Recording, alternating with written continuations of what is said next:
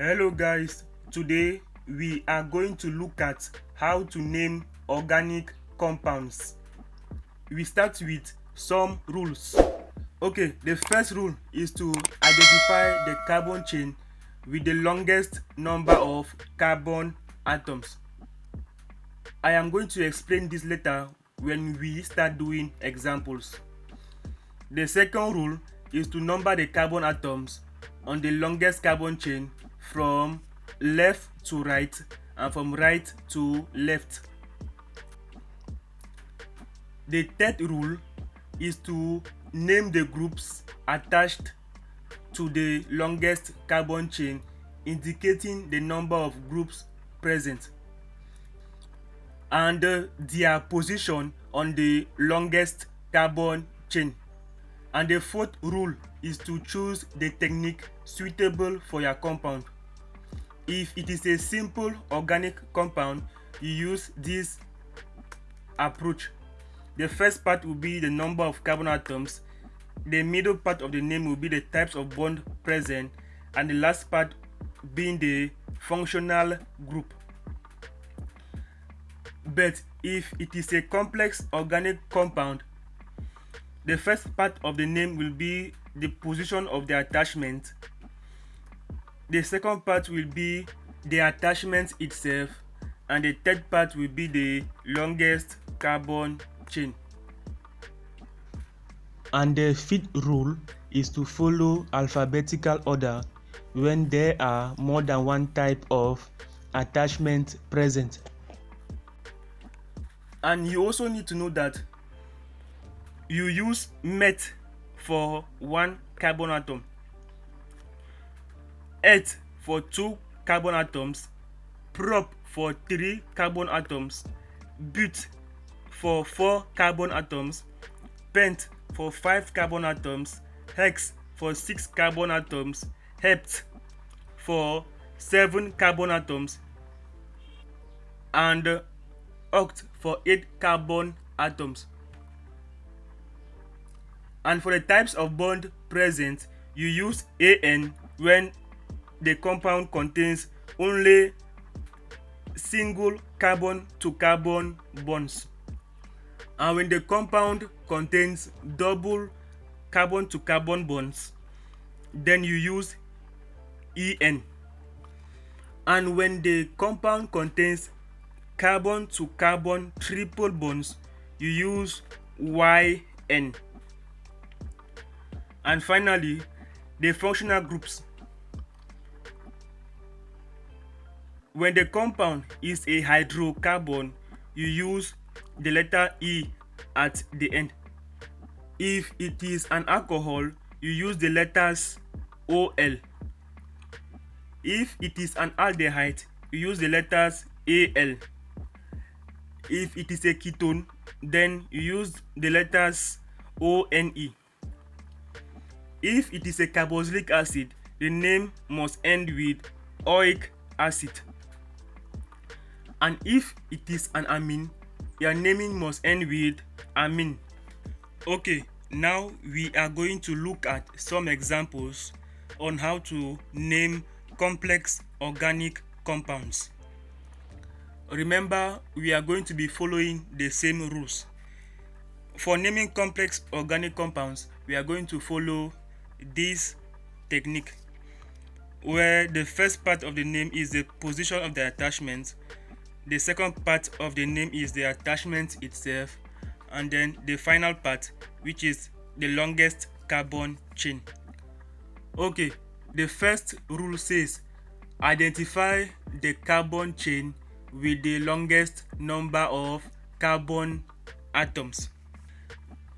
Rule number 2 says number the carbon atoms from left to right and from right to left. Since from here to here is 4 and from here to here there are still 4 carbon atoms, we can choose any direction. For this example, we will choose the longest carbon chain to be the straight chain from here to here.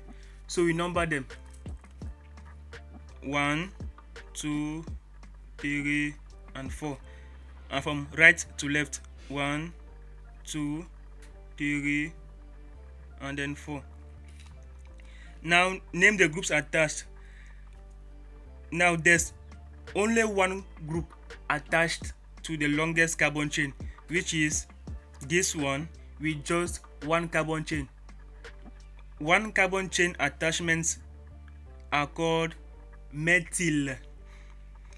And then rule number 3 says name the group attached to the longest carbon chain, indicating the number of groups present, be it a di, a tri, a tetra, or anything, and their positions on the longest carbon chain. And remember, for complex organic compounds, the naming must follow this pattern: the position of the attachment itself, then the longest carbon chain. So the first part, position of the attachment, is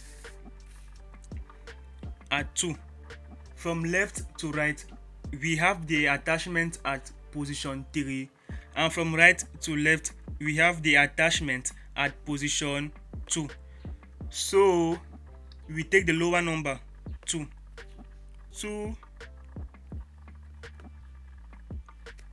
methyl. Remember, the first part is the position. It is at position 2. The lowest carbon number, 2. The attachment, which is methyl for 1 carbon atom, and then the longest carbon chain. The longest carbon chain with 4 carbon atoms is called what? Butane. It's called butane. Okay, for the second example, we do the same thing. You identify the longest carbon chain. From here to here is 4. From here to here is 4. From here to here is 4. From here to here is 3. So you cannot take this to be the longest because it's short. From here to here, you cannot take it to be longest because it's short with just 3. So it must be a 4. So we still take the longest carbon chain to be the straight chain, which is 4. So you number from left to right and from right to left.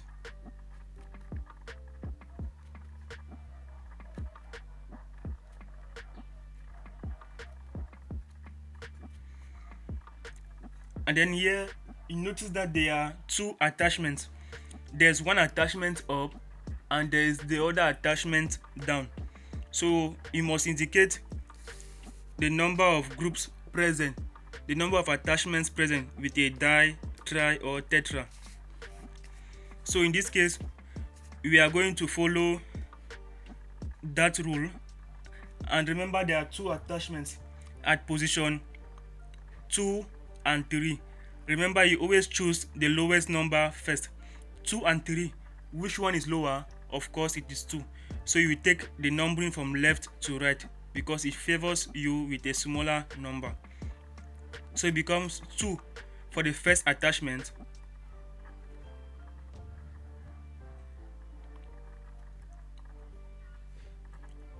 two again for the second attachment,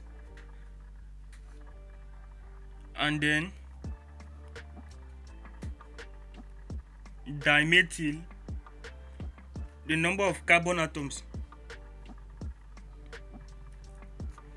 the longest carbon chain is what?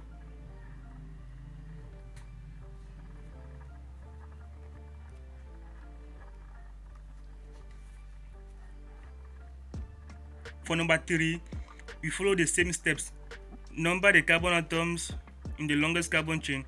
Since there are only 2 carbon atoms, you can take the numbering from any direction. If you choose a numbering from left to right, you continue with it to the end. If you choose from right to left, you continue with it to the end.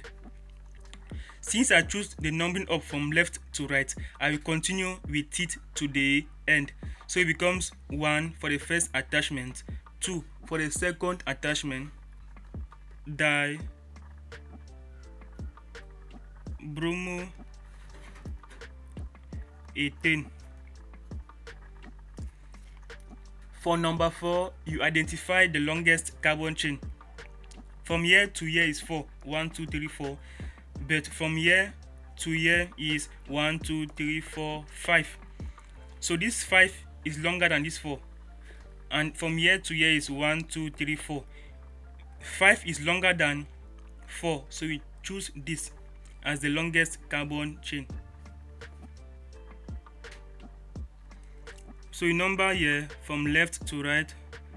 You say from 1, 2, 3, 4, 5, then 1, 2, 3, 4, 5.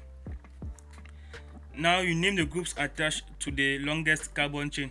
There's only one group attached here, which is the methyl group. So the first part of the name is what? The position of the attachment. It is at position 3. It is 3 and 3. They are equal, so you can choose any direction. It becomes 3. The attachment here is the methyl. So 3 methyl.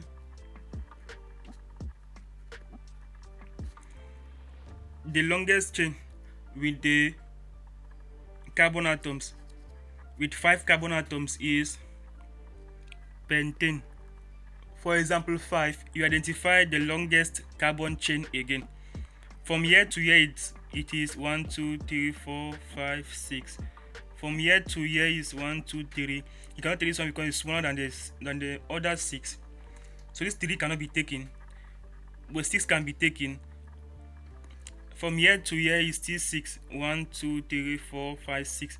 1, 2, 3, 4, 5, 6. So you take 6 any direction of your choice. I will choose 6 in the straight chain from here to here. It becomes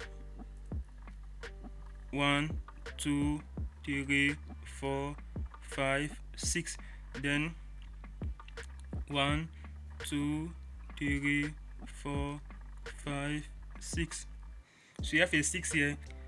So the lower number between 2 and 5 is 2. So you choose the lower number 2. It becomes what? 2. The first attachment is at position 2 here. The next attachment is at position 5. Remember, when you start numbering from a particular direction, let's say from left to right, you continue from left to right. You don't change and choose the one down from right to left. You continue with the one up from left to right. So next positioning of the attachment is 5. 5. The attachments, they are both methyl groups. So there are 2 methyls, which becomes dimethyl. The longest carbon chain has how many carbon atoms? 1, 2, 3, 4, 5, 6. And carbon chains with 6 carbons are called hex. So it is a hexane.